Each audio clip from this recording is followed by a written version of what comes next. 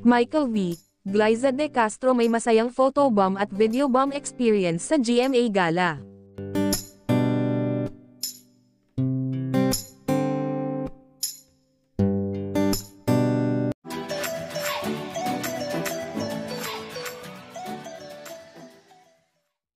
Isa ang GMA Gala 2024, sa mga pinaka-star-studded na event ngayong taon kaya naman, masaya si Michael V nang makasama niya sa picture ang ilang piling tao mula sa nasabing event.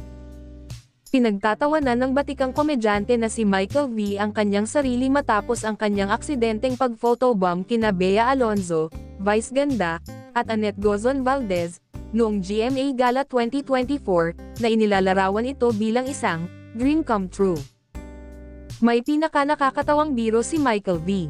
Kinuha niya ang isang candid photo ni Bea, Vice Ganda, at Annette Gozon.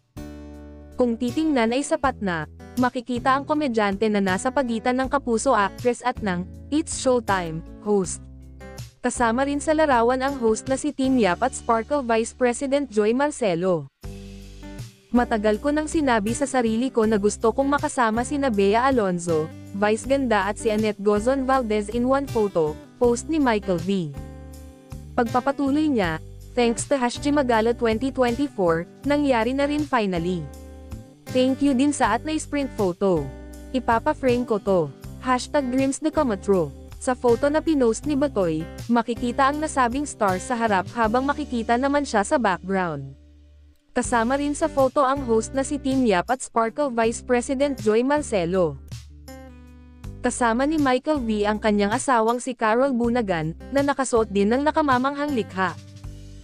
Samantala, maging si Glyza De Castro mismo ay hindi napigil ang matawa sa kanyang viral moment sa GMA Gala 2024. Isang video ng kapuso star na may kausap at aksidenteng nakatayo sa harap ng red carpet camera ay umiikot online. Nang mapansin niyang hinaharangan niya ang view ng camera, halatang nagulat si Glyza, ay, sorry, saka mabilis na lumabas sa frame. Nag-react si Glyza sa video sa isang post sa X. Wahahaha, sorry na chismis is life, aniya.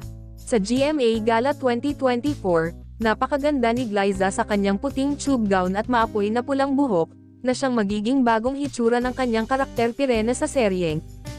Komento ni Attorney Annette sa post ni Batoy, wahahaha, ang photobomber ang scene stealer. Samantalang si Bea, isang laughing on the floor emoji lang ang naikomento sa funny post ng batikang direktor at aktor.